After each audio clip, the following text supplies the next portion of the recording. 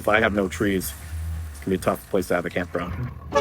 You're going to have trouble picking out products going down the highway this year.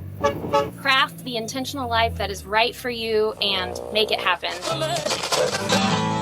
RV Life. RV Life. RV Life. RV Life. RV Life. RV Life Podcast. For RV Life, I'm Jim, and this is the RV Life Podcast. And I'm Rene. Our mission here is simple. We are going to make RVing simple for you, however you roll. We hope you're enjoying the new format, so please let us know how we're doing or share your story at podcast.rvlife.com/contact. Today's episode is packed. Here's what's coming up. For our travel segment, today John chats with third-generation campground owner Galen Bailey about what makes an ideal camper from the campground's perspective. In our RV Lifestyle segment, Rose and Glynn sit down with Alex and Jackie from Is Ajax to talk about financial independence, sailing, truck campers, fifth wheels, and choosing adventure over comfort.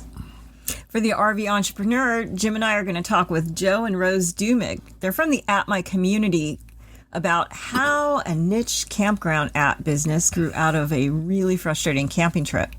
Then John and Bob break down the latest industry headlines. You're going to hear about big changes at the Family RV Association. And Bob talks with Rick Kessler from RV Business and Woodall's Campground Magazine. All right, there's lots of ground to cover here, so let's hit the road. First up, we're going to Maine. You know, campers are constantly rating campgrounds, but we don't often flip that around and ask, what do campground owners think makes a great camper? Exactly. So in our travel segment today, John DePietro talks with third-generation campground owner Galen Bailey at Bailey's Resort in beautiful coastal Maine. They're going to dig in and check out etiquette, staying with your site boundaries, watching your kids, watching your speed, your noise, your lights, and your trash, and even why out-of-state firewood can hurt the campground you love. Plus, Galen shares his idea of the ideal camper. And spoiler, a lot of it comes down to remembering you're actually on vacation. So here's John with Galen Bailey.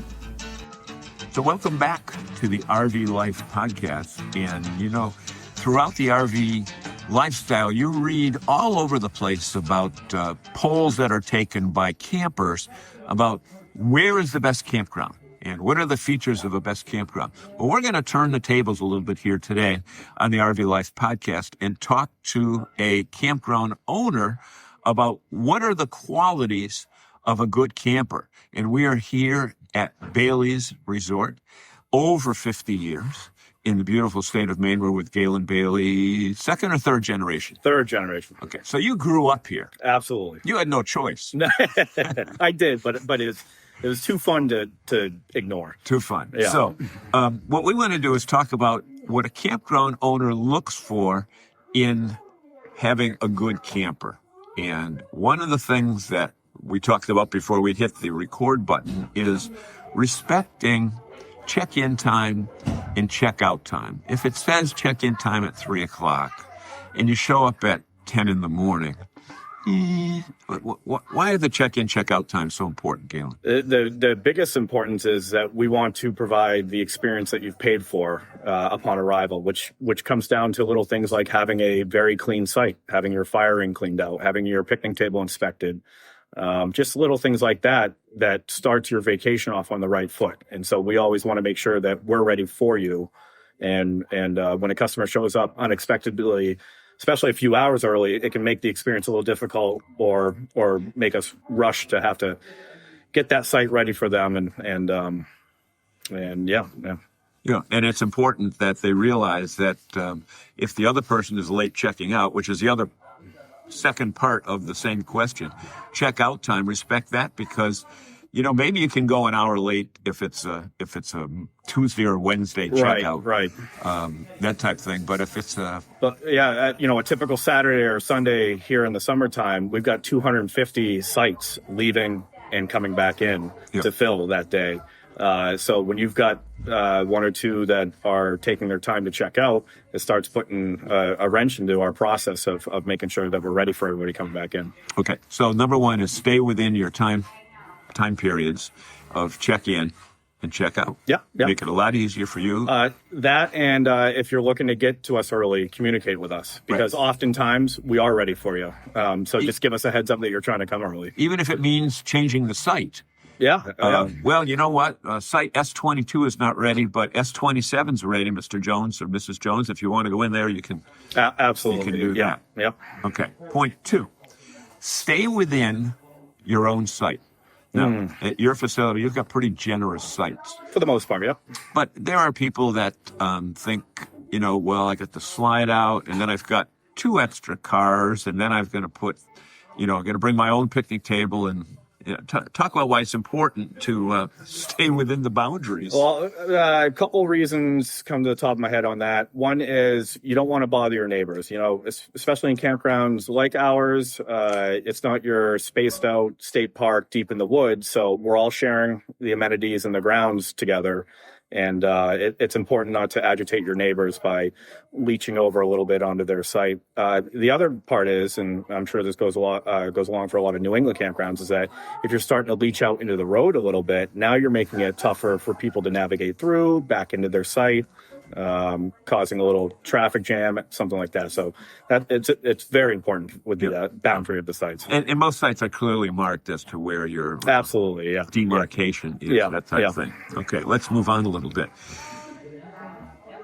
Responsibility for your own kids. Now, I've been camping for 20 years, and I have seen people that have the attitude that once they enter the campground, we're not responsible for the kids until it's checkout time. And you know what? The kids might be young. They might be on a bicycle. They might be on an electric bike today, which are even more dangerous because they're quiet. Or those electric scooters, Right. Yeah. Right. Those things that you don't even, some of them you just stand on some wheel. That's solo wheel, Right. Yeah. So be responsible for your kids, right? Yes. I do like to look at it as a compliment to our service and our property that people feel comfortable enough that they can let their kids off without having to keep an eye on them all the time. And I appreciate that as a possible, nice thing for us to offer. However, that's not our job. Our job is not to babysit their kids. And, it can be tough because you may have a child who is breaking rules and you need to go speak to their parents and the kid is denying it. And then now parents are getting a little upset. And the ideal customer is just someone who's at least knowing where their kids are or knowing what they're using as in a bicycle or e-bike and just letting them know, hey, be cautious out there. There's a lot of traffic, a lot of people. Yeah.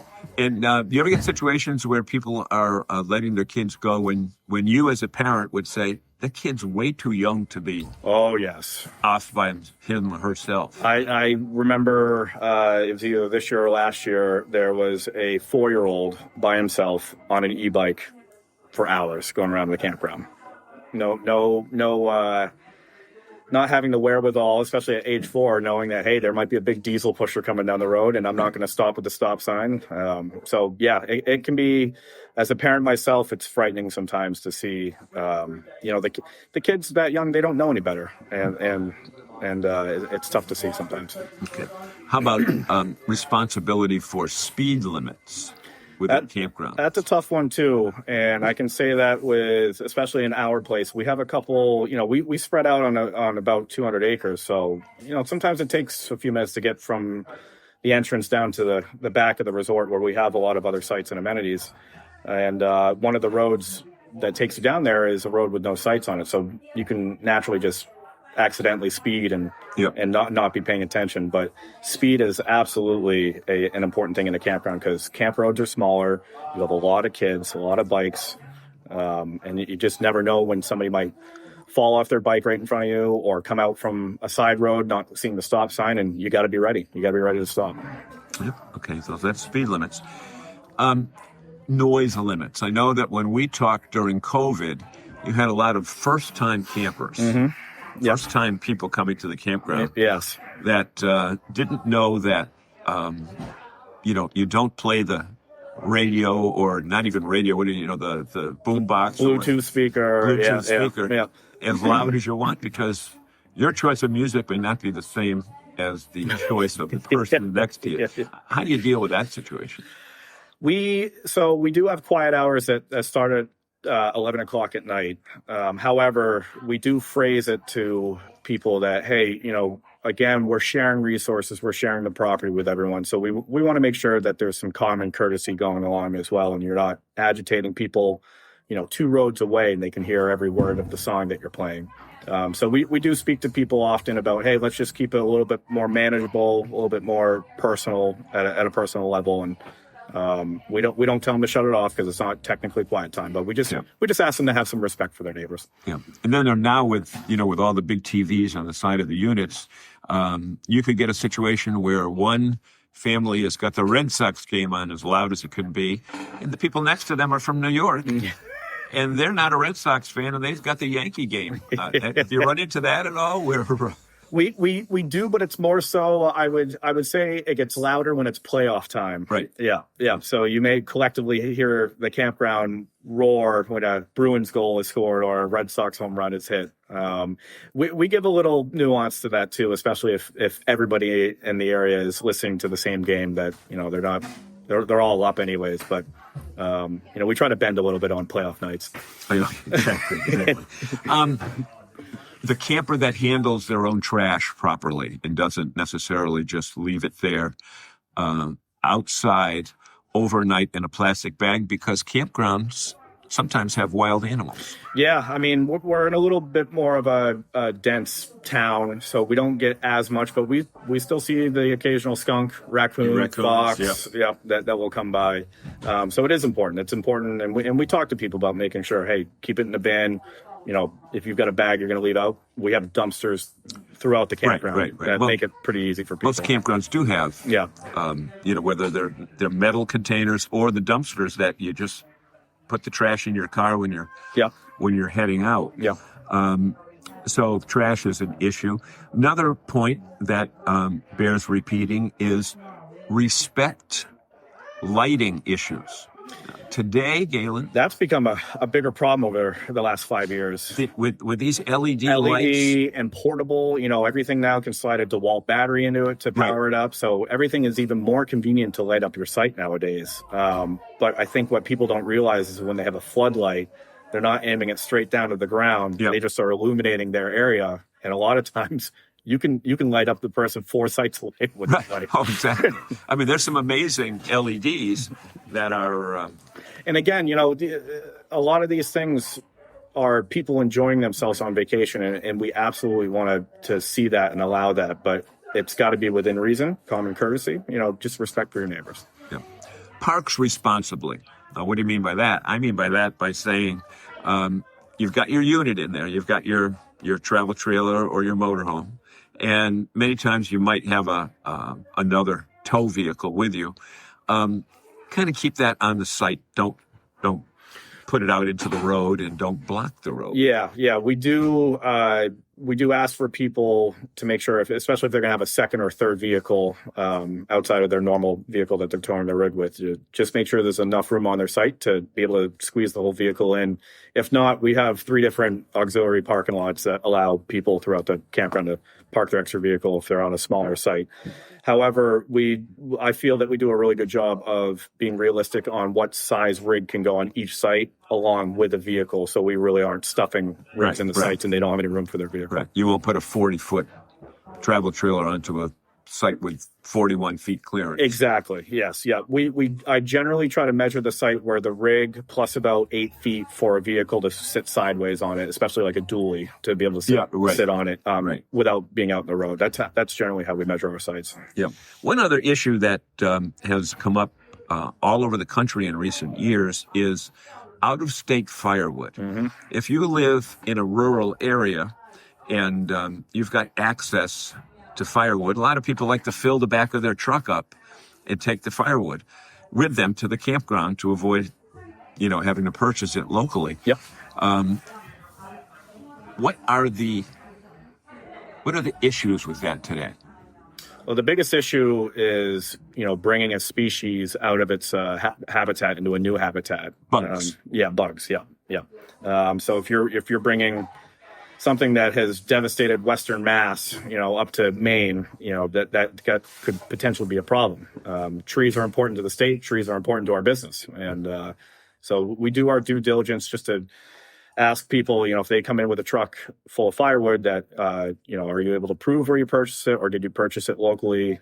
Just to cooperate with us, just to make sure that they have a place to come back to each year. Because if I have no trees, it's going to be a tough place to have a campground. Right. And shade and quiet are two of the things that people look for. Yeah. It's not Florida here. It's not Florida here where people like to be out in the sun. It's people like to have that New England feel in the woodsy feel. Yeah. And one of the other points that I wanted to bring on that what we try to do, and we'll be doing it as soon as we're done this taping, is patronize the food establishments on site in the camp stores and that type of thing. Number one, it's good business. It helps the campground owner out, but it also saves you as the camper, the hassle of, packing up if it's a motorhome and driving off site to get something. When your camp store has virtually everything from food to, beer and wine to T-shirts and even stuff to make s'mores. Yeah. And we carry the most common parts for RV accessories too. So, the things that commonly break on any rig, we like to carry that too, all the way down to the little bulbs and fuses, just to keep it convenient for people so they don't have to drive up to Route 1 or figure out which store carries this certain part. So anything from groceries to apparel to RV parts to even games for families to play inside their camper when it's raining out. When it's raining out. Yeah. And then with our restaurants as well, our restaurant serves breakfast, lunch, and dinner. So you have the opportunity, if you want to skip a meal and not cook on your site, or you really don't want to go pay DoorDash the extra $30 of tips and delivery fee. We've got food right on site, and we've actually introduced in campground delivery now. Delivery. Yes. Right there. Yeah. From our restaurant. Yeah.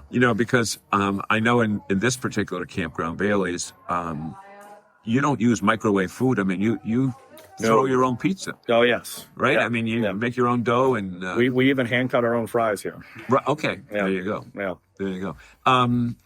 We've got 30 seconds for you to say, if there's anything else that you say, here's the ideal camper. This is the one thing that makes that ideal camper that wasn't scripted. The ideal camper for me are people who don't forget that they're actually going on vacation. I think a lot of people forget to turn that switch off when they get here, and and slow down. Turn it down to 80. Yeah. I think they get up here and kind of forget that, hey, this is a form of vacationing, and it's okay.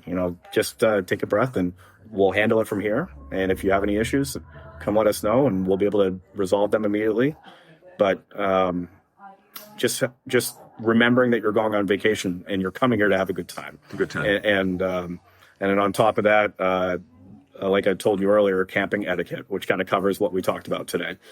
Just knowing what the camping atmosphere is like, and the more you can contribute to the etiquette, the more you can be a part of the community that is camping. This is the RV Life Podcast. My name is John DeVitro. We've been talking with Galen Bailey, third-generation manager of Bailey's Campground Resort in beautiful Scarborough/Old Orchard Beach, Maine. Have a good day, everybody. Let's go RVing.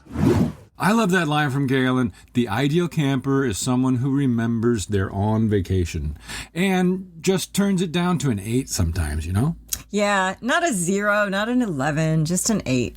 I feel like we've camped next to plenty of 11s. Oh, yeah, the ones with the stadium lights, the 2 extra trucks on the road, and the entire playoff game on the outdoor TV at full volume. Oh, yeah, that campsite that you can see from space. After we're camping last summer, the other big takeaway for me here was respecting check-in and check-out times. It's easy to think, oh, well, our site looks empty. We'll just roll in. We don't have to stop at the office. But you don't see the behind the scenes. Cleaning sites, campers maybe relocating. All right. Let's shift from campground etiquette to lifestyle design. What happens when you decide you're going to craft a very intentional life? On a sailboat and in an RV? Intention. In our lifestyle segment, Rose and Glynn talk with Alex and Jackie from Is Ajax. They followed the FIRE movement, but rebranded it as FILE, Financial Independence Live Early, and used it to leave corporate life. Buy a sailboat, and eventually move into both a fifth wheel and a truck camper. They talk about the books that helped them, why they chose adventure over comfort, the idea of living in seasons, boat seasons, RV seasons, hiking seasons, and how all of that led to their new digital greeting card app, Oh Hi Cards. Here are Rose and Glynn with Alex and Jackie. Hello, Alex and Jackie. Welcome to the RV Life podcast. Thank you. It's Thanks good for to having be us. here. Yeah, I was going over your Instagram and man, you guys look very similar to us and what we were doing and boondocking and similar truck. And yes, we have kids, you guys don't, but it makes us really miss what you guys are doing. You guys are young, you are retired, and you're living the dream, which is what this segment is all about. So give us a little bit more about yourselves and what you guys are doing. Well, a little bit about ourselves is we followed a pretty typical work, corporate life sort of path. But we started hearing about people who were chasing their dreams. For us, the igniter was people living on a sailboat. And once we heard about that, we thought, let's push ourselves to live a little bit uncommonly and save a little bit of money so that we could really go for what we felt like was the life we wanted to live. Yeah, we asked ourselves, what would we regret not doing? And that ended up being living on a boat, which has ultimately turned into traveling, and wanted to do it while we were still young enough and able. So that led us to the early retirement life, and we worked as hard as we could to make a plan so that we could retire early. And here we are. Wow. Here you are. You know, I think Rose mentioned something about you followed the acronym FIRE, but you have repurposed it into FILE, financial independence, live early, which not only jives with both Rose and I, because that's the path that we took, but also sort of jives with this segment. What drove you to realize that? Was there an epiphany during that corporate lifestyle that you thought to yourself, I'm going to be on my deathbed, and if I don't get on this sailboat, then I've completely missed out? Was there a time that this happened? Yeah, there was an epiphany. For me, I read the book, Your Money or Your Life, and it was like a lightning bolt to my brain. I remember reading it and telling Jackie about it and being so excited that I felt like I had to meter my excitement and sort of dole it out so that I didn't oversell it. But that was the spark that really, for me, it felt like life was never the same after I read that book. Yeah, we didn't have any kind of, I know some people have a death in the family, something that hits really close to home, an illness, things like that, that really shove you into, oh my gosh, we need to do this now. We didn't have anything like that, but we did want to live an intentional life. I've been inspired by the quote by Mary Oliver that says something like, what is it you plan to do with this one wild and precious life, or something like that. And that led us to, let's be intentional about how we live this one life that we have. And Alex was fired up about this book and saving money, and I got on board, and it's worked out pretty well for me. Were there any other books that you read to help you prepare financially for this? How did you? I have a list. Oh my goodness, I have a list of books I would encourage you to read. But yeah, the ones I typically refer to people are The Psychology of Money, which is another really good one. And The Simple Path to Wealth is sort of a no-nonsense how to invest. Those are the three that I typically recommend, but I could go a lot deeper if you'd like to go deeper. Well, we'll save that for now. Sounds good. Those are very interesting. Those are good. That's a good start for people. So how long did it take you guys to gain this financial independence where you felt like you were ready to take that leap? It ended up being about 8 years. We set a plan in 2012. Alex had taken me on a sailing vacation to kind of show me what it could be like to live on a boat. And that kind of made me go, oh, okay, yes, I'd like to do this, and kind of gave me the encouragement to buckle down. So for 8 years, we buckled down, and we ended up leaving in 2020. Just so happened to be the pandemic. It was not pandemic induced, but 8 years to reach the goal. That's awesome. That sounds like a good plan, good time frame. And so you started on the sailboat, which is kind of a lot like boondocking, which is so cool. Yes. And then you jumped into RVing. How did that come about? How did you decide to get into RVing? Well, for us, we knew that we were going to sail as long as it was fun. Sailing is it's very difficult at times. And we knew that there was probably a lifespan on our sailing journey. And so we kind of knew in the back of our head we wanted to RV when we were done with sailing. And it just felt like at the end of 3 years, we were ready for a break. We needed some time off of the boat. Because you don't really have a downtime when you're living on the boat. You're always concerned about weather or other boats or the 100 things that are breaking, that sort of thing. So we knew that we wanted to explore the U.S. And there's so many wonderful things in North America that we just knew that was sort of whatever happened after sailing was probably an RV. How many RVs have you had now?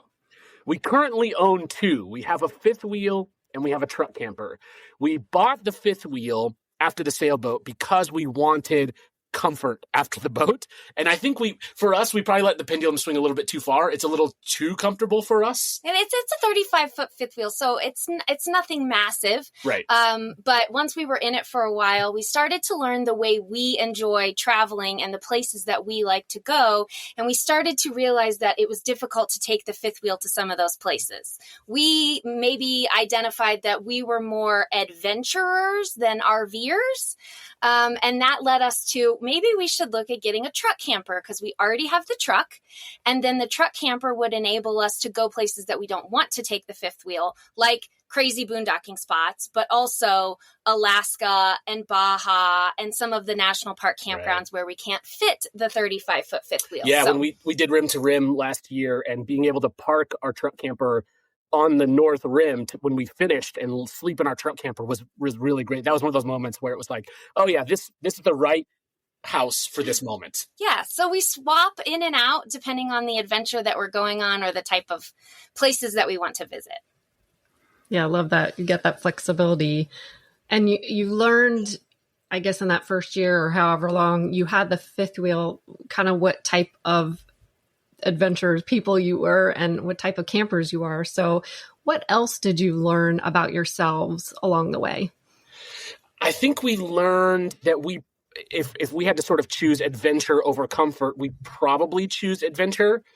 I think everybody wants some level of comfort, obviously, but I think our meter probably swings to the adventurous side and we're willing to be a little bit uncomfortable for that trade-off. Yeah, we also learned that we tend to take things in seasons. And so it might be that this is a fifth wheel season or a truck camper season, quote unquote. It might also be that this is a more adventurous season or a more relaxing season. So we've had periods of time where we've sort of bookended our travel, if that makes sense. Like Alaska felt like a season. And last winter we spent in Baja and that was a season. Last summer we were all out west doing a bunch of hiking, preparing for rim to rim. And that was like our hiking out west boondocking season. So we've sort of taken things in chunks and that's enabled us to kind of look for the next adventure while we're living the one that we're in and plan ahead for what we want the next season to look like. I think that's so well said because during that season, you get to really explore yourself and learn about what that season is, whether it is true adventure camping so far off grid or, taking the fifth wheel out, but you really get to explore. And it's like reading a book and reading it 3 times and then moving on to the next one. Yes. Yeah, I love that. Do you have a favorite place or two? I know that's a loaded question because it's hard for us to answer, but. Yeah, as fellow travelers, you totally get it. I think it's always helpful to have the qualifiers of, favorite place for hiking or favorite place for the national parks or favorite place for the scenery.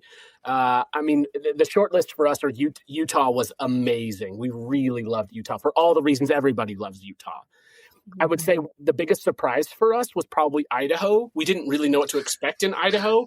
And it was like, it was a wonderful surprise about how much we enjoyed Idaho. That's so funny because people ask us the same thing, and I say Idaho, and they're like, "Idaho, really?" Yeah. I'm like, "Have you?" I'm potatoes. Like, "Picture the Tetons." Okay, now let's get off grid in those Tetons. Yes, it's beautiful, amazing. and of course, we spent the summer in Alaska. We had some amazing experiences there, wildlife encounters and beautiful scenery. We loved Baja. We spent the winter in Baja, and we always find ourselves sort of pulled to the water given our time on the ocean. So parked on a beach, backed up to the water I can't complain about that. It's funny you say that, because I was going to ask if you felt compelled to revisit beaches and, waterscapes just because of your time on the sailboat. And with that being said, do you think you'd go back on a sailboat or buy another one? Yes. I think we would. We do feel ourselves pulled to the water. I think everybody feels that a little bit. I think we're not unique in that sense, but there is something magical for us about standing on the horizon, on the beach and staring over the horizon. And we just feel pulled in a way that it's hard to explain. But I would bet we end up on a boat again at some point. For sure. I don't see any reason why you couldn't have both. I mean, we have interviewed individuals who do exactly that. They have, one season is boat, the next season is RV. Yes. We think that is probably the ideal scenario for us. Speaking of seasons, right? And then also the thing that we learned about ourselves on the boat was that boat breaks are good for you, good for your mental health and your physical health, and just necessary, more so than we've found in RV life. Yeah. And so if we were to have both, that would enable us to take the boat breaks that we feel like we need to take. You have to be out of a certain period for hurricane season anyway, so we could explore the country in the RV and then be on the boat in the winter. That's kind of the ideal scenario. So maybe someday. Yeah. That makes perfect sense. It does. I mean, you can even remove yourself from social media and all those other aspects that tend to haunt us that now are so available in the RV. Yes. That it doesn't matter where you are. Once you put your Starlink up, you're still fully connected. That's right. Can you put Starlink on a boat? Yes, you can. Yeah. You can. Yeah. Oh, yeah. Well, there you go. But during your season of being on the boat, did you have Starlink? Because that may not have been out by then. We did not. It was, we were on the boat from 2020 to 2023, and it was really starting to ramp up. We started seeing it a lot on boats 2022, 2023.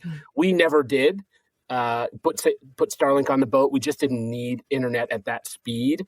But it'd be really, now that we do have it in the RV, it'd be very hard to not have it if we went back to a boat. You just get so used to it. For all the good and bad, it's hard to go without. Well, that's a great segue to go into the reason that you're not really retired anymore. Yeah. And you need Starlink no matter what at this point, because you've started something new. And I do want to get into it. I know this isn't the segment for that, but I want you guys to really, we got to touch on this. I want to know more about, high cars. Yes. Yeah. Please. So while we were traveling, especially on the boat, it was really difficult to stay in touch with family and friends. It's obviously also true while we're traveling in the RV, but we just felt disconnected. And so I always wanted genuine connections, even though we weren't there with someone. So I would record voice memos or look for ways that I could send something more than just a text. While we were traveling in the RV, we had this idea that there could be this evolution of the greeting card that was reinvented for today with our cell phones that we have available. And so we've tried to make this reinvention of the greeting card that felt like it had the soul of a greeting card, but was 100% digital and easy to send from anywhere, all chasing that idea of making the connection we can keep with friends and family really genuine and meaningful. And so we set out to create this app, and we launched it this summer, and it's been really fun. It's a passion project for us more than anything else. It's just a way to bring sort of a way to foster bright, meaningful moments between people, and we get a lot of pride in that. And so, yes, to answer your question, that we're not working. It is a job of sorts. But it is as much a passion project as it is a business for us. Yeah, I think that's the beauty of FIRE. It creates space in your life. And so because we don't have to have corporate jobs because of the saving that we did before we left, it created this space for Alex to be thinking and then go, you know what? I think I can build that thing. And wouldn't that be cool? We made something that we wish we had and filled a gap that we had, thinking that certainly other people probably have that gap too. You're right. I have to say this because we've interviewed so many people for the RV Entrepreneur, and all of the most successful RV-based businesses or remote-based businesses were passion projects. Is that right? Mm-hmm. Yeah. They had that space because either they were working their job, they had that money saved aside. They weren't relying on this passion project to make money to live off of. So that's when it flourished. It opens bandwidth. Yeah. Mm-hmm. Yeah. Yeah. Mm-hmm. Yeah. And you guys had the bandwidth to do this. Yeah. Yeah, Exactly. thanks. It's been, and I also had permission. I think it was one of those things where Jackie's a really great sounding board. Like most couples, sometimes you have the optimist and the realist or whatever dynamic you want. But I sort of ran with it, and Jackie would keep me in check. And it's been a really fun, interesting working duo relationship for us. I can relate. I won the wife lottery. Maybe you did too. So yeah, we can fight over that later. But it is interesting, the dynamics when you work together. Those dynamics are so fascinating. They really are. You learn a lot about yourself, and yeah, that's so cool. So where is this taking you next? Yeah, so we launched Ojai this summer. It's very, very early. It's available on iOS and Android. And right now we're really just trying to get it in people's hands, get feedback from people. What do you wish it did? So we really would love for people to try it out. We've got a promo code for your listeners. If you want to use podcast, you can have a free trial to test it out. But we're just really trying to figure out if this is something that people really love and want to use. That's what's first for us. We're trying to crawl before we run, I guess. Yeah, we're finding that you almost need to use it to see how easy it is to send. One thing we were really specific about is we wanted it to be directly sent person to person. So nobody has to download a link to get some weird spammy thing to read your card. And so that makes it simple and quick and easy to send. And we've also gotten really great feedback of the people that receive cards. And so we feel like the power is in using the app, not only to see how easy it is, but then also to get the response back of, oh my gosh, that made my day sort of feeling.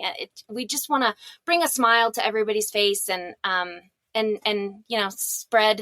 spread kindness. We think we could all, connect a little bit more. Our phones enable more connection than ever before, yet we feel like we're probably more disconnected than ever. So this is our effort to bring people together and put a smile on people's face. Spread kindness. So many coaches in the lifestyle coach space talk about sending gratitude texts.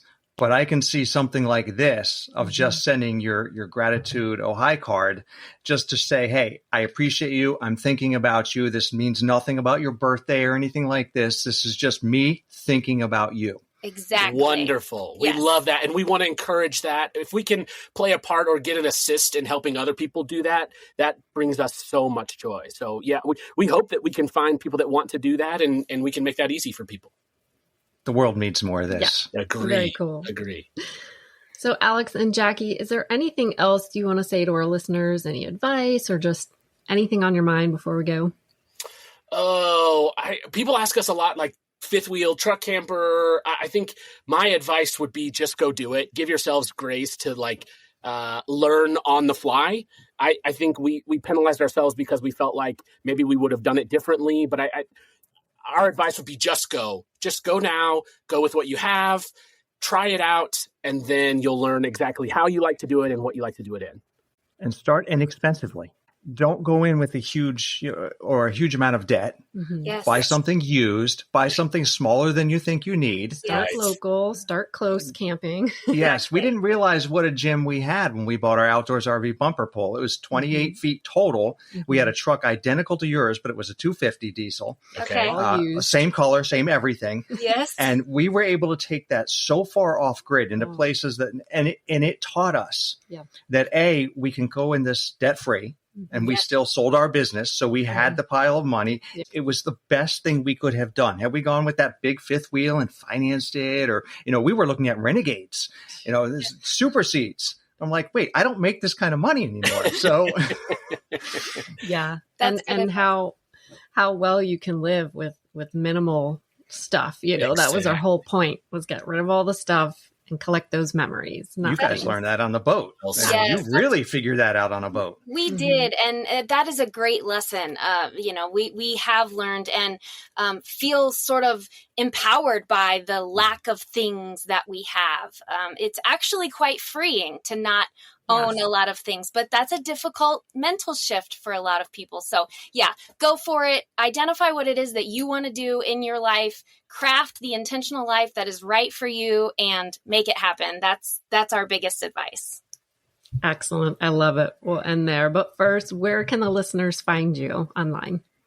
We are on Instagram and Facebook at Where Is Ajax, and post, our whereabouts and our day in the life there. So you can follow our adventures there. Right. And your OHI cards? That's right. It's available. OHHI. OHI is available for iPhone and Android. You can also go to our website, ohicards.com. Excellent. That'll be in the show notes. This has been wonderful speaking with you guys. Enjoyed it. We'll have to catch up another time. And thank you. Thanks for coming on today. Thanks for having us both. Okay, I'm officially obsessed with that idea of seasons. Alaska season, Baja season, marathon season. You and your marathons. I love how they admitted the fifth wheel was maybe a little too comfy after the sailboat, and that the truck camper let them get back to those more adventurous spots. It really sounds familiar. Oh, yeah. We've gone through our own version of that. There's our settle down season in the trailer, and then there's the let's see how far off grid we can get season in the truck. I really liked how early retirement gave them the mental space to build something like Ojai Carts as a passion project, which is a great bridge into our next segment, the RV Entrepreneur, all about earning a living on the road. So for this income segment, we talked with Joe and Rose Dumig from At My Community. Their story started with one confusing camping trip. Missed activities, no idea where the store was open, and surprise weather closures. So Joe has a development background, Rose has hospitality experience, and on a 14-hour drive home, they basically started building an app that would fix all those problems. So today, At My Community builds fully branded apps for campgrounds. They also do it for resorts, chambers of commerce, and they offer push notifications, activity schedules, scavenger hunts, online ordering, forms to report issues, and so much more. Let's hear it from Joe and Rose. This is our conversation about how At My Community was born. Joe and Rose, it is so nice to have you on the show. Thank you for being here. I am such a fan of your work. I can't remember, I think I read about you in RV Business or Woodall's or somewhere, but you have a really good story about how you got into this world of RVing, camping, and hospitality. Can you tell us a little bit about it?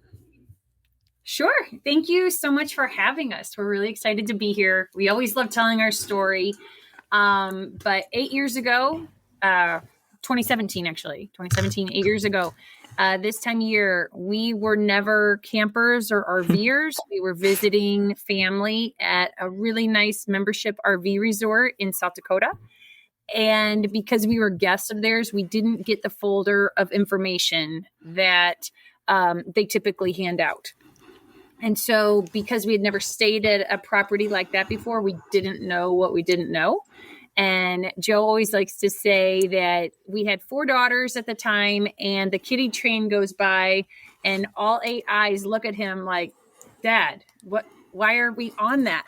And, what are you doing to us? And so we found out about that, there's activities here. And then the 2 different times we went up to the store to buy things, the hours weren't posted, so we didn't know the hours. And then the last thing was the weather, right? We're in the mountains. So even though there had been storms and the pool was closed and the activity shed was closed, it had already passed over the mountain, so we had no idea. And so when we got up there, it was closed. So Joe has a background in development. My background's in hotels and hospitality. So on our 14-hour drive home, I'm driving, throwing out ideas, and Joe starts coding. So that is such a natural fit. Like, wow. Yes, absolutely. So it was a lot of fun how we began and to just see the evolution in the 8 years. Let's start again. Having worked at a campground this summer, I can see where you're coming from as the guest and checking in and not knowing what to expect as far as weather and activities and things like that. So knowing that you're out there building this app is super, super exciting because as a camp host, it would make my job a lot easier when I can tell guests, hey, we've got this really cool app you need to download right now before you even get over to your campsite. Use our Wi-Fi here at the building and see what we've got going on during your stay. So I really appreciate what you guys are doing out there. And I love how the app actually pulls in community. I mean, it's called App My Community. So it turns the whole experience into a community. But another thing that comes up on the show quite a bit is purpose. And you kind of fell into that niche relatively easily. It was like campgrounds and resorts need this tool. So the niche was there and you guys dove in and are serving that audience. But why do you think owning a narrow niche like that is important for startups, especially, small businesses and solopreneurs? Yeah, the reason I think so is it allows you to focus, right? So we were able to focus on our customer. We weren't, could we grow a lot faster? Maybe if we just threw it out there and said, here's what we do, which an app building product, that's kind of what we are. They exist. They're probably cheaper than ours. But they are not experts at a campground. They're not experts at chambers of commerce. That's our two niches that we go after. And so because of that, we know, I know that you guys are going to need to sell things from your camp store or from your snack shack. I know that you're going to want to have scavenger hunts. I know that you're running activities and you have water aerobics every day and they're in the morning. And if you don't get that reminder, you might miss them. So that's kind of how we built that with the push notifications. You have water outages. So you can't be sitting behind a computer, sending a push notification saying, hey, just so you know, the water's out for the next 2 hours. Most of our customers are doing that in the hole from their phone. So those are things that we get to know by focusing on a niche. Just today we had a red flag warning at the campground that we're hosting at. And I know that our guests did not get a text about that because we don't have a system in place at our campground. So we are actually having to verbally go to campsites and tell people. So I just love how much time it could save if we could send out a push notification saying, hey guys, please don't burn wood today. It's going to be windy and hot. Yep. So maybe we take a real quick step back and explain what App My Community does. Like who are you serving and what purpose are you fulfilling there? So what we do is we actually make individual mobile apps for each of our customers. And so we're App My Community to the business world, to our B2B customer. To a guest, we don't exist. The most we exist is if you're in the App Store and you look at the developer's name, it's going to say Armstrong Software, which is our formalized name. But we make the Lakewood Camping Resort app. We make the CRR Hospitality app. And so it is completely branded to them. It's theirs. They're not going to forget what their guests need to download. There's no instructions. Let's go download our app and everything's there. Once they open it, it's going to have all the features they need. Their activity list that they can favorite, get a notification 15 minutes before it starts so they're not late. See the local restaurants in the area, who delivers. Get push notifications, like I mentioned, about the water being out, or here's a promotion that we're running for the next season. Rent cabanas, rent kayaks, rent canoes. It kind of goes on from there. There's a lot of little features that we add, scavenger hunts, custom forms. So they can say this bathroom needs attention just by scanning a QR code in the app. But it's very extensible, whether I am a 50 site property or over 1,000 site. We make it very flexible so that the information that's on there is very customized to that property. So this is something that you're doing, not just in North America, but I understand you've also just expanded overseas. That must be really exciting. Yes.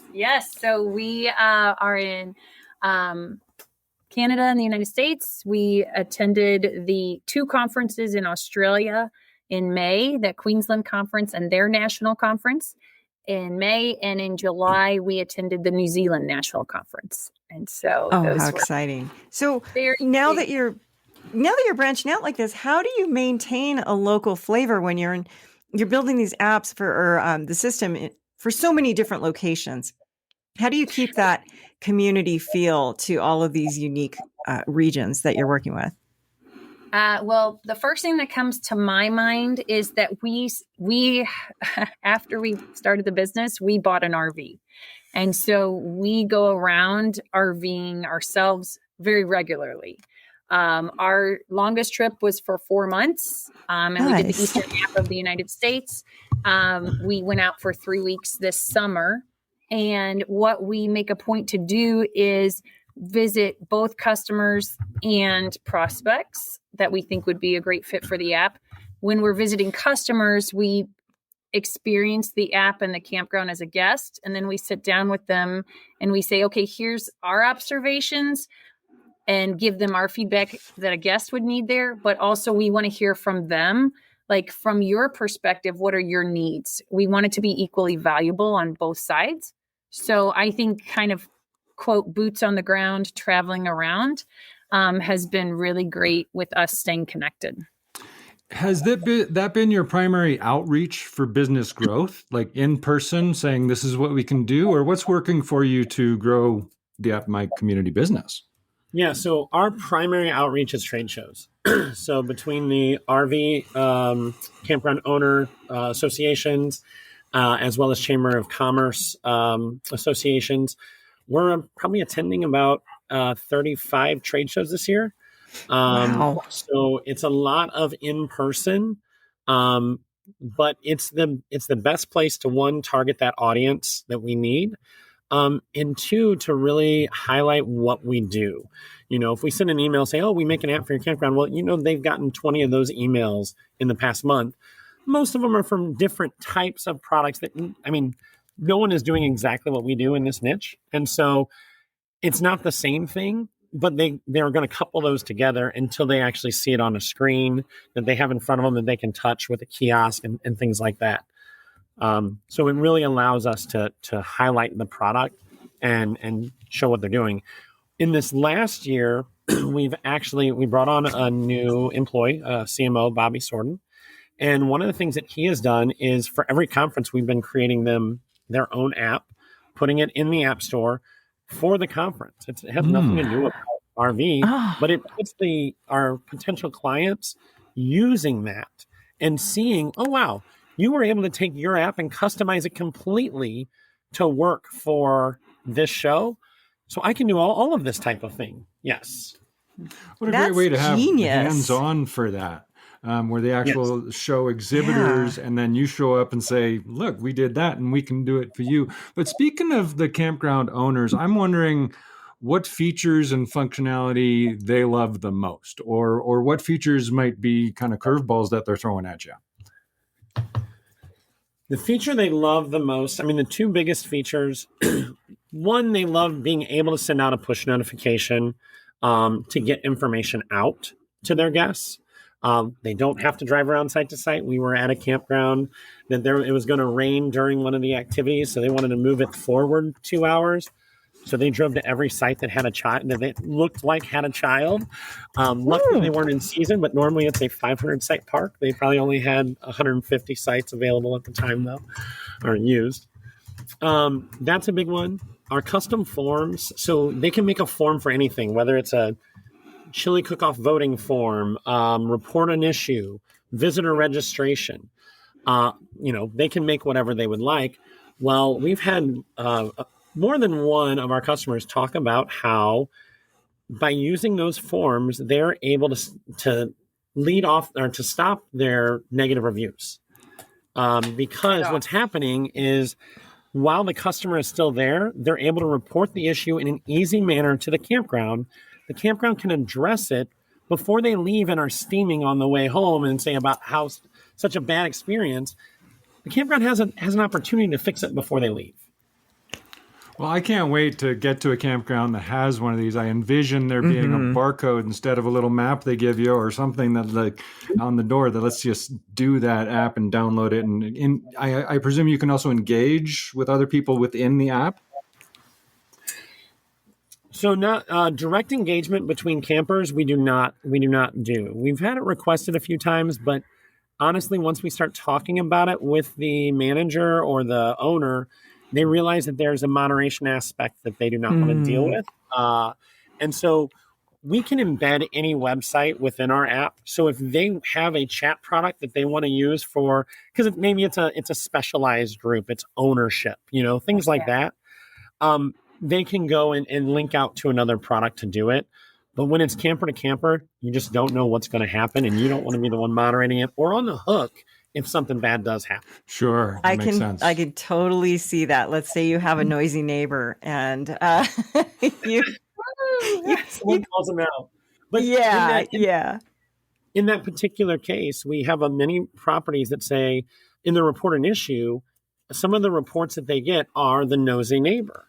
And so it allows you to go and ask the campground to deal with the noisy neighbor rather than you doing it. And so they can address this issue instead of you going up to that guy and getting in an argument while you're supposed to be relaxing. I love that, because right now where we're working, you have to actually take home the campground phone with you at night and wait for it to ring at 11:30 because someone's complaining about a party going on next to them. This is so fun. Oh my gosh. I see so many ways this can be used. You have it's scaled up from that first time camping experience. What are some of the lessons that you've been learning along the way? Because you're still a pretty new company. So when you learn a lesson, I also want to know, how do you pivot and change to meet that need or that system that needs to be redirected? We all learn a lot in our first few years. I'd love to hear what you've learned. A lot of it is flexibility. So we get a lot of requests for features. We have to look at it and say, okay, is this going to benefit this customer or is it going to benefit all of our customers? How hard does this, when you put in this feature, how much harder does it make for them to administer their app? Is it a lot more questions that they have to answer? That was once I came from Oracle at one point in time. And, you put in a feature request and it's so slow to ever happen. Mm-hmm. And, now that I own the product, I'm the product owner and the business owner and everything. When a feature request comes in, I say, well, yeah, that's going to benefit you. And we might have one or two customers. But now if I put this in, 10 other customers or 50% of our customer base are going to be confused as to what this button even means. And so it just makes it harder for them to administer. So you kind of see why the companies slow down a little bit. Bugs, we fix them right away. We're not like that. But in terms of feature additions, we have to really see how much they make sense and make sure that adding them in a certain way doesn't add to the mental load of the administration.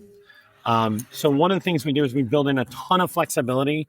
So if they're by a beach, they add their own beach section and they can build it all out however they would like. We don't have to have something special for that. Right.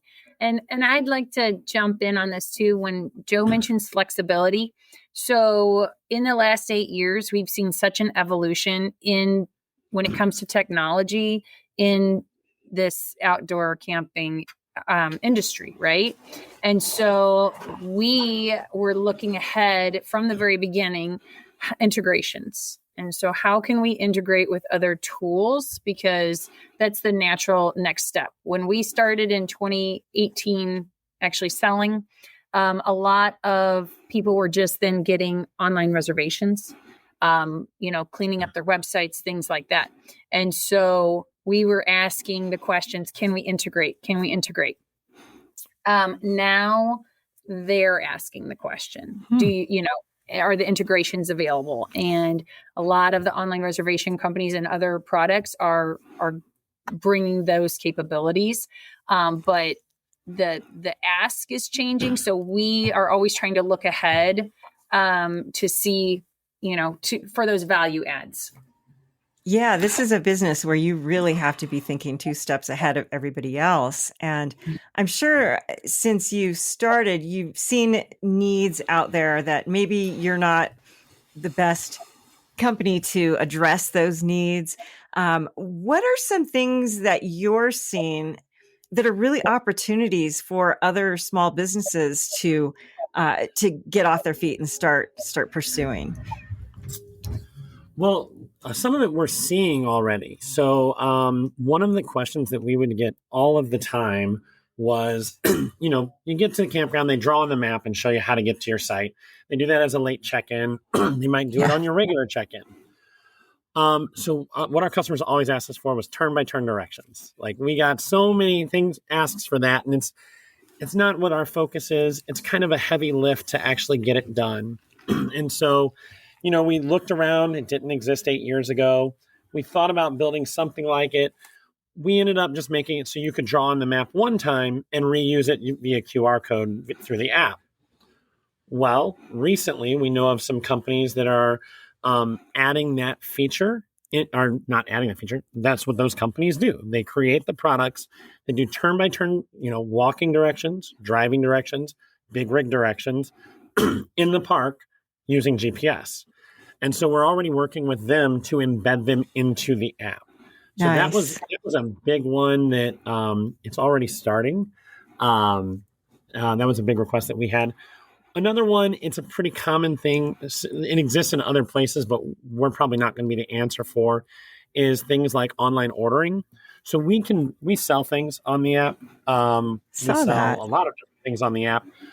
What we aren't the product for is a full service restaurant. You have all of these different add this, subtract this, change this. There's products that do that. There's products that exist that do that. And we just embed them within our app. So we say, go use this awesome POS system and put a link to it in the app. We might not solve every problem, but we want to at least be the conduit so your customer doesn't have 5 different products that they're dealing with. They have to remember, I scan this QR code to get to the TV channels. I have to scan this one to get the activity list. And I have to scan this one to get the online ordering. Put it in one place. Oh, I love that. How exciting how your app kind of connects all the dots in the campground there. And you mentioned kind of next steps with integration and partnerships, but I wonder, before we got on the call here, you mentioned an exciting partnership coming up. What's next for At My Community? Any exciting partnerships or features coming soon? Our feature that I'll speak to is currently all of our apps go into Android and Apple stores. And what's coming soon is to have a web-based version. And so people will be able to open the app on a tablet, even if it's not connected to the App Store, or just on their phone. On their PC. And on their PC, I mean. So we have a lot of properties that are really excited about that. And so that's our next big thing. We also, on top of that, we also have some integration additions that we're doing. So soon we should be releasing gate code management through at least one PMS, possibly 2, where we know you're booked, we know you're checked in. Here's the gate code that you can use your phone to go through. Here's the gate code to get into the fitness room. You're not having to print those out, remember those, all of that stuff. And then integration into tasks was another one. So when you fill out a custom form, it can go in your PMS and create a task that somebody needs to accomplish. So those are some things, is just getting more and more of those integrations done, because now the customers are asking for it, like Rose said. Partnerships, to follow up with the question there. Then national. I don't know. I don't know how much we should announce that part of that. I just don't know if it's a. Oh, that's okay. Jim will edit that out. Can we talk about that? Okay. We'll keep it under wraps right now. And speaking of wraps, it's not a secret, but it's also not something that I not published. Necessarily know they want published. Yeah. I'm going to wrap up. Lots of exciting partnerships to come. Yeah, and I'm sure we'll be hearing a lot more about you in all of the RV trade magazines. And I am just so happy that we finally had a chance to connect. Joe and Rose, tell us, where can listeners and campground owners learn more about what you do? Sure. So primarily come to our website, www.appmycommunity.com. On that site, not only can you learn about our features, but you can actually build your own app and test it out, the back end, as well as seeing it on your phone. And that's through what we call our studio. Then we're very active on Facebook and LinkedIn as well, via At My Community.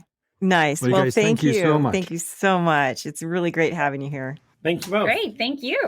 You know, as someone who's actually worked as a camp host, I cannot even tell you how much I would have loved being able to send a push notification instead of hiking around the campground telling people about a red flag warning. Right? I'm here to say you can't have a campfire again.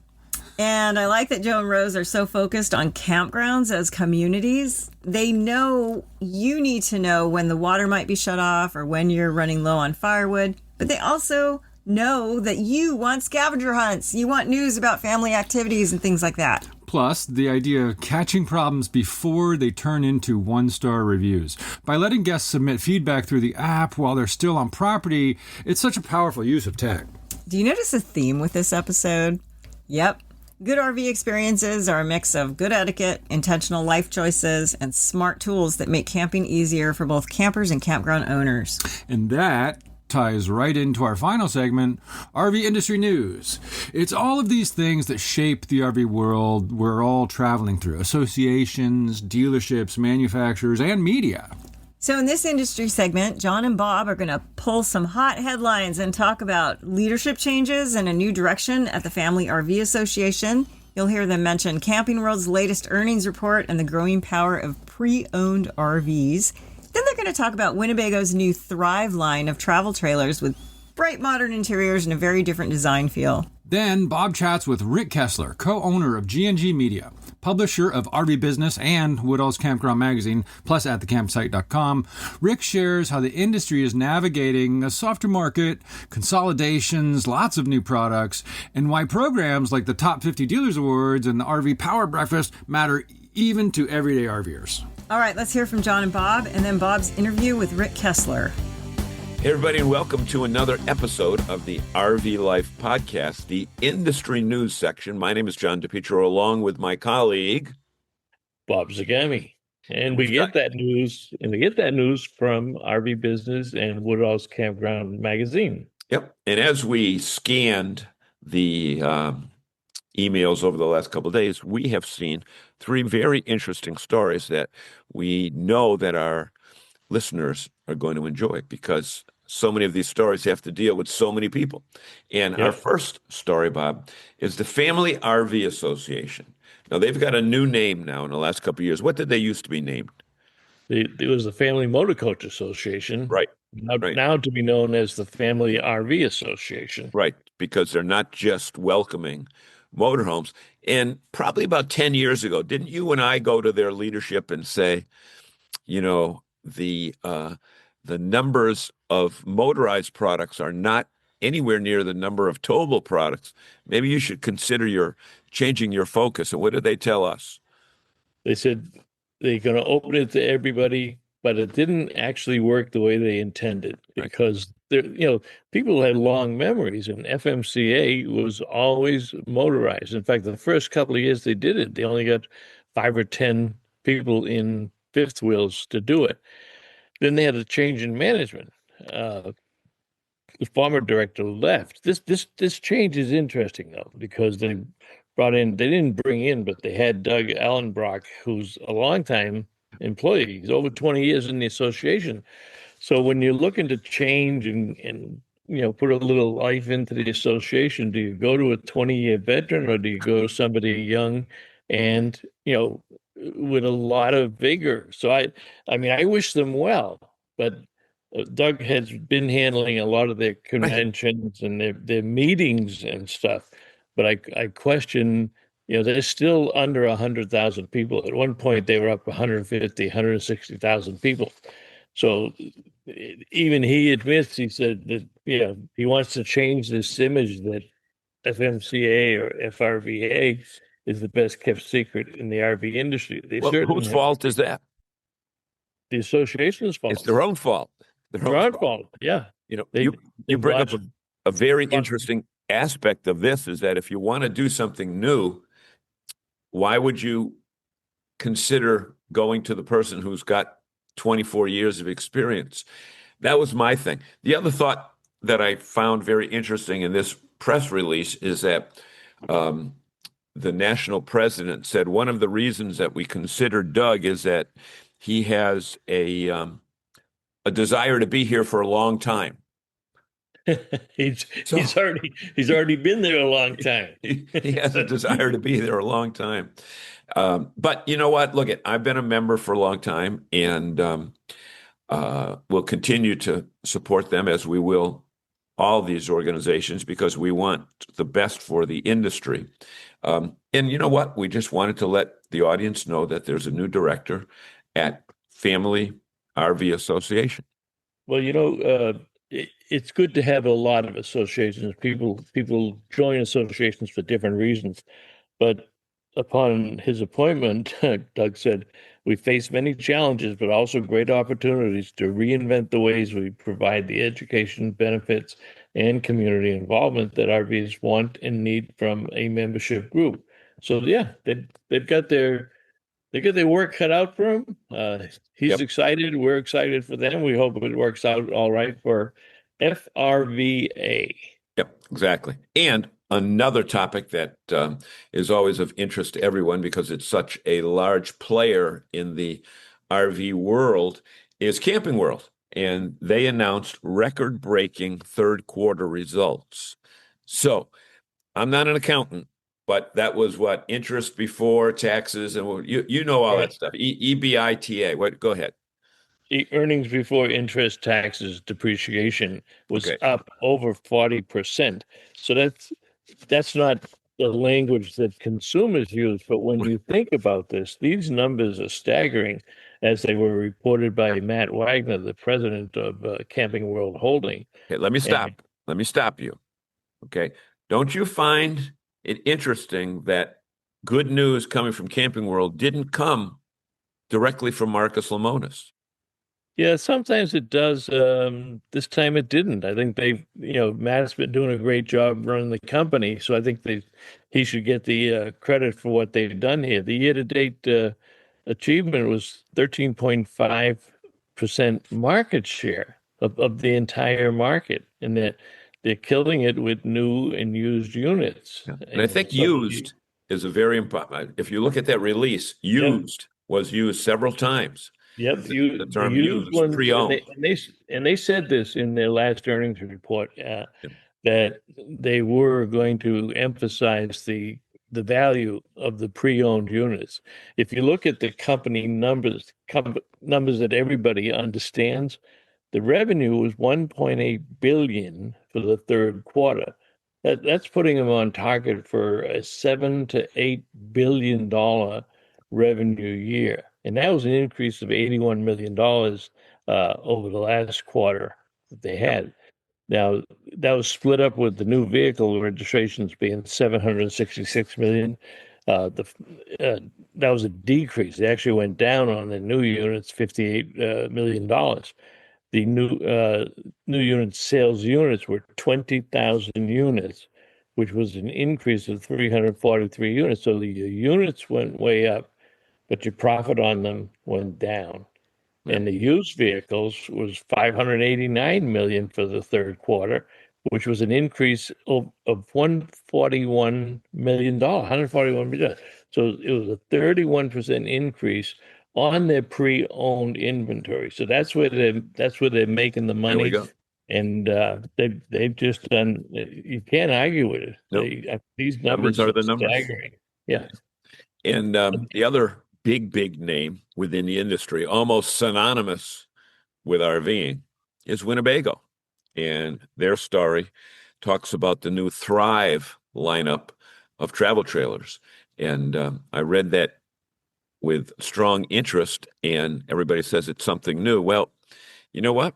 As you look at these, the outside is a little bit different from a paint job perspective, and the inside is strikingly different. So talk about what some people call the dawn of a new age in travel trailers. Yeah, that's how they're building this out, and it's true. It's true. This was distinctly different for Winnebago, and early indications are from certainly the dealers that we talked to. These things are flying off the lots, which are good because you're coming in. You had to do something different, and most companies have when they showed the new product lineups Elkhart at the dealer open house, most everybody had brand new products to bring to their product line. When they watch Winnebago, because it's such an industry iconic brand, that's what they're going to look for. But it's very European. It's not inexpensive. I mean, these things are in the 40, 50,000. Yeah, They're going to list it at 53,000. You're going to probably be able to buy them in the $40,000 range. But that's where the market is right now. And they've got some new features. It's a very wide open floor plan. They have 3 of them in different sizes. So they're going to get, they highlighted the report that we saw this week was they highlighted the 22 MLS, which is in between the 18-footer and the 24-footer. So they've got a great mix of products on those 3 products. As I said, the dealers are stocking them. They love it. It's a gorgeous looking unit. Yeah, I think the outside, interestingly, the paint job looked very similar to the new. Why can't I think of that name? Brinkley, the new Brinkley product. I saw that wide black look. Right. We saw this on many units at the dealer open house. Many companies have just changed their exteriors to black and white. Black and white, straight lines. No fancy graphics, no swirls. So they, from afar, you're going to have trouble picking out products going down the highway this year because they're all going to be black and white. One of the other major differences for this, which you don't normally see on a Winnebago product, is a big front windshield. So you got an awful lot of light on the inside. The interior windows are very large also. And it's going to be a very good product in the marketplace for the dealers. And it will be at your local Winnebago dealership. And we want to invite people to, when they go to the dealerships, you might even just be going to a dealership to pick up a part or supply, but go out and take a look at these units, because this one in particular, that light interior with a lot of glass, and it just looks totally different than the RV of 3-4 years ago. So, well, and it's not a stick and tin type of unit, which typically is the standard phrase for the entry level products. This is all fiberglass sidewalls with the Asdel underneath, which of course is a non-wood product. They've got a walkable TPO roof with 200 watts of standard solar panel and a 15,000 BTU air conditioner, and all the exterior lighting is LED lighting. So it's upgraded interior. Cool. They've extended it, and I think they're right into the marketplace, because when you look at the marketplace today, every manufacturer has brought out a inexpensive, lightweight, single axle deal. I mean, some of these things are selling at $12,999. So you've filled in the needs for the people who want that end of it. But this is right at the heart of the travel trailer industry. So it should be a great success. At a Winnebago near you. So that is the wrap on the news segment. Bob is coming right back with a very interesting interview. Stay with us right here on the RV Life Podcast. All right. Welcome back to the RV Life Podcast. And something we're going to do differently this year, we're going to have interviews that we mix in with the industry news that we get from RV Business and Woodall's Campground Management. So we thought, why not talk to Rick Kessler, who is the co-owner of G&G Media, editor, I guess publisher of RV Business, publisher of Woodall's Campground Magazine, and the At the Campsite website. That's right. Yeah, that's right. Rick, thank you very much for taking the time. I wanted to start it off with you because you've been a big part of our success in the past with allowing us to use the excellent RV Business, which is probably the number one trade, but leaning to some consumer publications. So give us an update on your publications, and then we'll kind of talk a little bit about where this industry is and where we think it's going to go next year. All right. Very good, Bob. Thanks for having me on. I'm going to apologize up front. It looks like I'm having some connectivity issues, and I might be frozen on you every now and then, but rest assured the audio is still working just fine. Yeah, there's a little hiccup here and there. We can live with that. It wouldn't be us talking together without any hiccups. That's for sure. Yeah, right. Things are going well. Things are going well. The RV industry is in a bit of a still in a sluggish market, is what most people are describing it as, a soft market. But personally speaking, RV business, we're doing very well. We're continuously doing better than we did the year before, issue by issue, and that's really all you can ask for at this point. And at the same time, we're making some internal moves and initiating some new programs and projects so that when this market does return in a better way, we're ready to take advantage of it. Yep. Yeah, it's an amazing industry. The resilience of this industry is truly amazing. Yes, it goes up and yes, it goes down, but they always manage to put the right pieces in place. And one of the things that we saw this year, starting at the Hershey show, and I think we'll see it again at the Florida Super Show, is when it gets difficult, the companies come through and they go back to the drawing board. They create new products, they create new features, they're continually changing. So when we start that swing up, they've got a whole new host of products. That's absolutely right. And even beyond the products, if you look at their internal operations, they're doing much the same thing that we are, which is kind of taking a pretty bold look at their operations and deciding what brands need to be discontinued and what brands need to be consolidated. Look no further than Heartland, Cruiser, and DRV rolling underneath Jayco is one pretty big example. Same thing with Dutchman and Crossroads and Keystone. So yeah, everybody's making plans while they have the time so that when it does return, they're ready to go. And you're right, the product, starting at the Hershey RV show, and then when we were making our new model year preview guide in our September, October issue, then that carried into the open house in Elkhart at the end of September. Everybody's putting their best foot forward. Everybody's ready for when the retail market does come back. It's always refreshing to see, but that's me. But I geek out when I see all the new stuff and all the innovation. Yeah, it's like a kid in a candy store.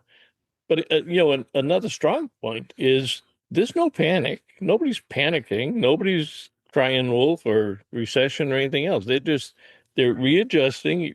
We're in transition, and it's logical, and it's happened before. And people new to the industry may not realize that, but we always come out on top. That we get back to the top of that mountain, and the myriad of products is really truly amazing. I mean, through the whole product line, whether it's pop-ups or single axle trailers or big destination trailers or massive fifth wheels, like we see Axiom, a brand new company coming with just I think it's a grand slam out the gate. But I mean, some people don't like it, but others don't. But it's well over $200,000 fifth wheel, and it's gorgeous looking. And they just have incorporated many new features. But one of the key ones, of course, is they go into the standalone. What do they call those? The split air conditioner. So you don't have to have an air conditioner on the roof. So you got kind of like your house where you got them up on the wall. I haven't seen it, but I suspect you have. I have seen it. It's pretty remarkable what they were able to pull off with that. We've seen mini splits tried before, especially the DIY people who've built their own out of a cargo trailer. They'll use a mini split. This first time I've seen a mainstream RV manufacturer try it, and it's pretty remarkable because they have 3 mini split systems in one of their coaches. And they swear up and down that they were able to run all 3 on a 30 amp service. Wow. That's just astounding to me. And like you said, when you take those off of the roof and then they bump their roof up to 13 feet, they bump the interior headroom up accordingly. So, I mean, you could play basketball in one of those things. It's that big. That's fantastic. Tell us a little bit about your other things. A lot of times that the consumers don't necessarily see, but are so important to the industry. You also do the RV Power Breakfast, and you also do the top 50 awards every year. So give us the consumer version of what those are and why they're important to the consumers. Okay. Well, we'll start with the top 50 dealer awards. That's only because that's coming up in November, where it's the award ceremony that takes place during the RV Dealers Convention Expo in Las Vegas every November. This is now the 15th year that we've done it. It's actually been 16 years, but we had to cancel it due to COVID, like everything else, right? Yeah. The top 50 program is pretty unique because it's not just buy an ad or buy an ad, get an award, or buy an application and get an award. This is a legitimate, genuine award that they have to go through some pretty big hurdle or over some pretty big hurdles. It starts in spring, where we ask the OEMs and a few suppliers as well to nominate their dealers who they think should be considered for the award. We get anywhere from 200 to 300 or so of those nominees. We then send out to those nominees an application, and it's up to the dealers to fill out the application. There's no charge for it. It does take a lot of time and effort, though. It's a lot of paperwork. It's a lot. We ask for quite a bit. Yeah. Probably, I know early on in this program, not very many dealers were willing to be so forthcoming with a lot of the information that we request. But that information we want, we don't publicize it. It's all kept internal. And we use that, not we, the judges, I should say, and I'll get to that in a minute, but we use that to determine who the best of the best are. It's not based on sales. Sales is part of it. It's based on service. It's based on customer experience. It's based on community and charitable giving. Who are the best of the best in all aspects of their business? And you're right. I remember the day you started this, and there was incredible speculation that it wasn't going to work. And here you are 15 years later, and now nobody questions this program. They pay attention to the paperwork, and we get some new ones every year. People do things differently every year. So yeah, that's from a dealer's standpoint, that's a hallmark. That's something they should really brag about and make sure that their customers know. And for the most part, most of them do. They're not shy in letting people know. What about the power breakfast? What about the power breakfast?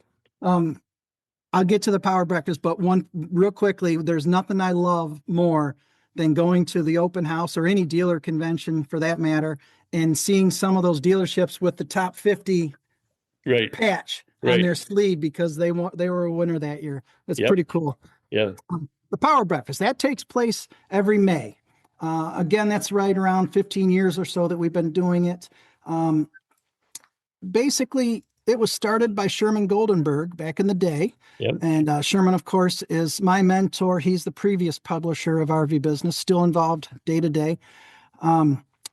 We just gather the industry in Elkhart at the RVMH Hall of Fame. And when I say gather, it's like 1,300 people. So it's a big gathering.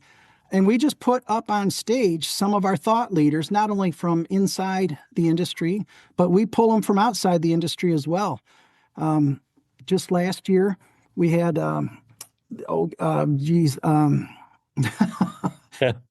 Jessica Turner from the Outdoor Recreation Roundtable. And she talked about the RV industry's role in the greater outdoor recreation economy, $1.3 trillion or something ridiculously big like that. And we should celebrate our role in that because it's an important one and it's a good one. But we also have those inside the industry people. A couple of years ago, we did have Marcus Lemonis from Camping World. Right. And we gave him 10 minutes. He took 20, but that's okay. Look at, the thing that amazes me about that breakfast, and, I spent 40 years in the document imaging industry, and I've had, many rounds with photography and photography associations.